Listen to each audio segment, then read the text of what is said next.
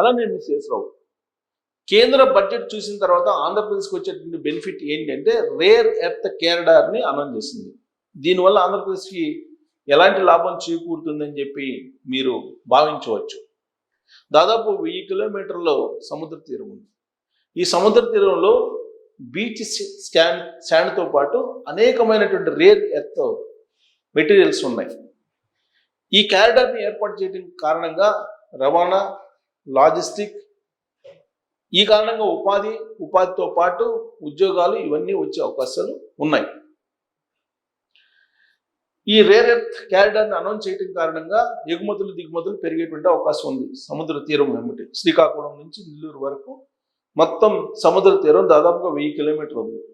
ఈ 1000 కిలోమీటర్లు ప్రతి 50 కిలోమీటర్లకి ఒక ఓడరేవుని నిర్మించడానికి చంద్రబాబు గారు ప్లాన్ చేశారు.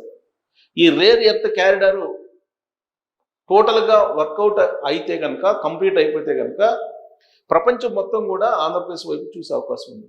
కారణం ఏంటంటే రాబోయేటువంటి రోజుల్లో ఈ రేర్ ఎర్త్ మెటీరియల్స్ కాంపిటీషన్ పెరగబోతుంది. ఇప్పుడు present China rare earth materials విషయంలో ఆధిపత్యం కొనసాగిస్తూ ఉంది. భారతదేశం రేర్ ఎర్త్ కారిడార్ ఏర్పాటు చేయడం కారణంగా ఆంధ్రప్రదేశ్ దానికి హబ్గా మారబోతుంది. ఆ కారణం చేత ఎలక్ట్రిక్ వెహికల్స్కి సంబంధించి కానీ లేదా సోలార్ ప్యానల్స్కి సంబంధించి కానీ ఇట్లా రకరకాలుగా ఈ రేర్ ఎర్త్ కారిడార్ ద్వారా బెనిఫిట్స్ వచ్చేటువంటి ఛాన్సెస్ ఉన్నాయి. పైగా ఆంధ్రప్రదేశ్లో అనేకమైనటువంటి మినరల్స్ ఉన్నాయి. దాదాపు 15 రకాల మినరల్స్ ఉన్నాయని చెప్పి అంచనా వేస్తున్నారు. ఈ 15 రకాలకు సంబంధించినటువంటి గనులు తవ్వకాలు స్పీడప్ అయ్యేటువంటి అవకాశం ఉంది. వీటిని విదేశాలకు కూడా ఎక్స్పోర్ట్ చేసే అవకాశం ఉంది. ఎలక్ట్రానిక్స్ రంగం, సెమీ కండక్టర్స్ ఇవి అనూహ్యంగా అభివృద్ధి చెందేటువంటి ఛాన్సెస్ కనిపిస్తూ ఉన్నాయి. సూపర్ కంప్యూటర్స్ రాబోయేటువంటి రోజుల్లో లేజర్కి సంబంధించినటువంటి కంప్యూటర్స్ ఇవన్నీ కూడా రాబోతున్నాయి. మనం ఊహించినటువంటి పరిణామాలు. వీటికి అవసరమైనటువంటి మెటీరియల్ రేర్ ఎర్త్ మెటీరియల్స్ ఇక్కడి నుంచే మనకి ఎక్స్పోర్ట్ ఇంపోర్ట్ కాబోతూ ఉన్నాయి. దానికి ఆంధ్రప్రదేశ్ హబ్ కాబోతుంది. అంతేకాదు మీకు కోస్టల్ కారిడార్ ఏర్పాటు చేయబోతున్నాం. అలాగే రైల్వే లైన్స్, ప్రత్యేకమైన రైల్వే లైన్స్ రాబోతున్నాయి. ఇవన్నీ కూడా ఆంధ్రప్రదేశ్కి ప్రత్యేకంగా వచ్చినటువంటి బెనిఫిట్స్. అయితే ఈ బడ్జెట్ చూసిన తర్వాత రాష్ట్రాలకు సంబంధించినటువంటి గ్రాంట్స్ కట్ చేసేసారు. ఆయా రాష్ట్రాలు గ్రాంట్స్ లేకుండానే అభివృద్ధి చెందేటువంటి అవకాశం ఉందని చెప్పి అంచనా వేస్తూ ఉంది కేంద్ర ప్రభుత్వం. అయితే ఆంధ్రప్రదేశ్ ప్రభుత్వం రెవెన్యూ లోటుతోటి, ఆర్థిక లోటుతోటి ఇబ్బంది పడుతూ ఉంది.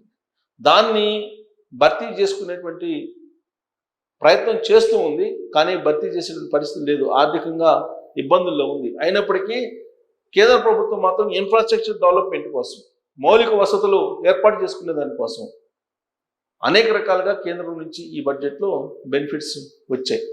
అందుకే ఈ రేర్ ఎర్త్ కారిడార్ కారణంగా ప్రధానంగా శ్రీకాకుళం, అలాగే నెల్లూరు దగ్గర ఉన్నటువంటి గూడూరు దగ్గర దాదాపు 10,000 టన్నులకు సంబంధించినటువంటి విలువైనటువంటి ఖనిజాన్ని తీస్తున్నారు. ఆ కారణం చేత అనేక మందికి ఉపాధి కల్పిస్తుంది.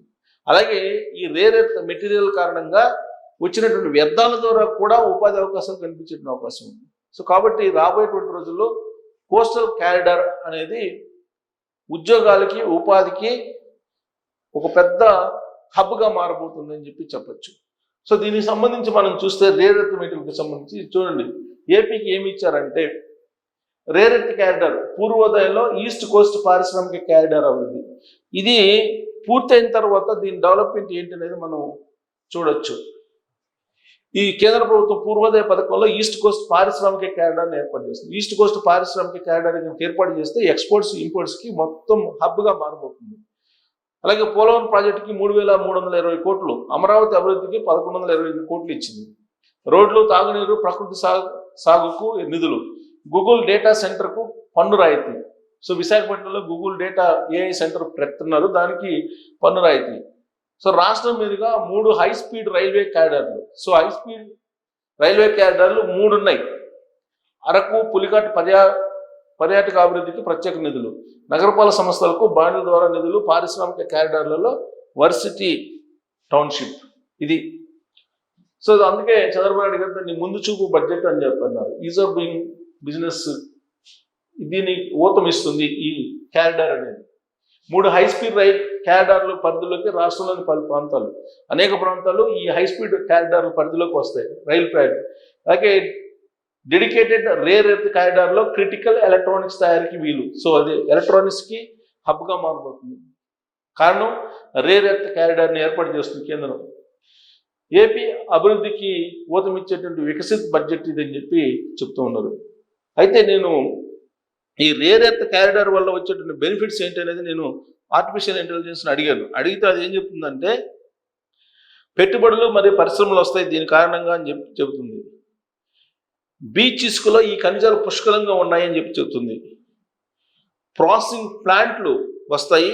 ఇప్పటికే నెల్లూరు జిల్లా గూడూరు వద్ద ఏటా 10,000 టన్నులు సామర్థ్యం గల మోనజైట్ అనేటువంటి ప్రాసెసింగ్ ప్లాంట్ను ఏర్పాటు చేశారు. సో 2026లో ఇది అందుబాటులోకి వస్తుంది. ఇక కొత్త పరిశ్రమలు విశాఖపట్నం, కాకినాడ, మచిలీపట్నం, రామాయపట్నం ఈ తీర ప్రాంతాల్లో మైనింగ్ మరియు దానికి సంబంధించినటువంటి అనుబంధ పరిశ్రమలు వస్తాయి. దీనివల్ల రాష్ట్రానికి వేల కోట్ల రూపాయల ఆదాయం రాబోతుంది. ఎలా వస్తుందంటే రాయల్టీ రూపంలో. ఇక ఉపాధి అవకాశాలు, ఉద్యోగాలు, మైనింగ్ మరియు ప్రాసెసింగ్ ప్లాంట్లలో అనేక మందికి ఉద్యోగాలు వచ్చే అవకాశం ఉంది.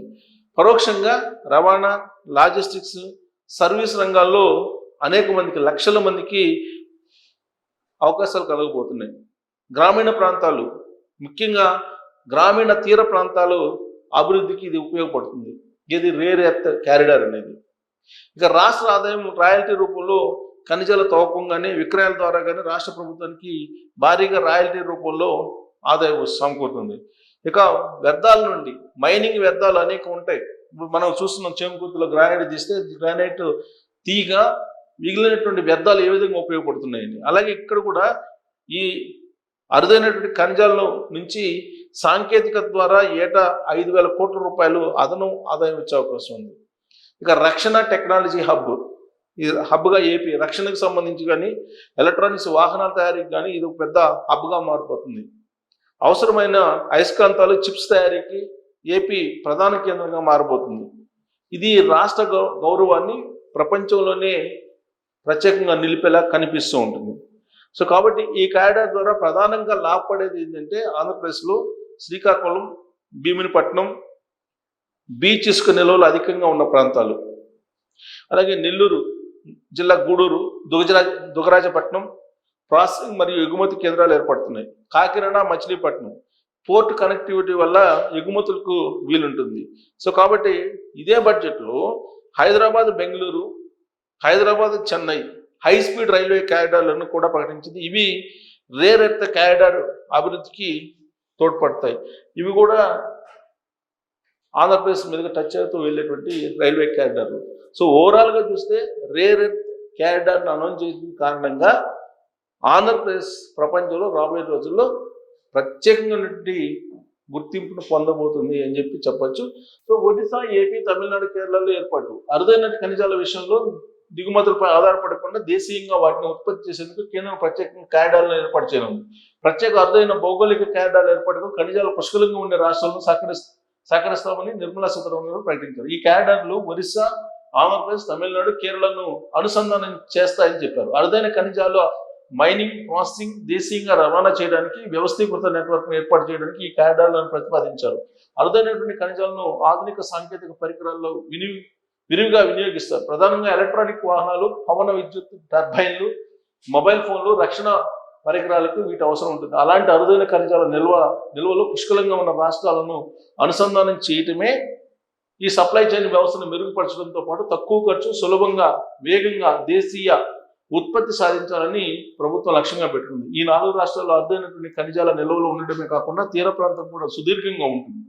ఖనిజాలను ప్రాసెస్ చేసే మౌలిక సదుపాయాలు, ఇండస్ట్రియల్ జోన్లు, రవాణాకు అనుగుణంగా ఉండేటువంటి పోర్టులు ఎక్కువగా ఉన్నాయి. ఈ ప్రాంతాల్లో సహకారం అందిస్తే అరుదైనటువంటి భూ ఖనిజాల ఉత్పత్తి విషయంలో దేశీయంగా ఎకో సిస్టమ్ను బలోపేతం చేయవచ్చు అని చెప్పి కేంద్రం ప్రకటించింది. అందుకే రేర్ ఎర్త్ క్యారిడార్ను అమరావతి కూడా కనెక్ట్ అవుతుంది. సో సముద్ర తీరం మొత్తం కూడా ఈ రేర్ ఎర్త్ క్యారిడార్ను అనౌన్స్ చేయడం వెనక ఉన్నటువంటి ఉద్దేశం ఇది. సో దీన్ని బట్టి మీరు రాబోయే రోజుల్లో తీర ప్రాంతం ఎంత అభివృద్ధి చెందుతుందో రోల్ చేయొచ్చు. Thank you.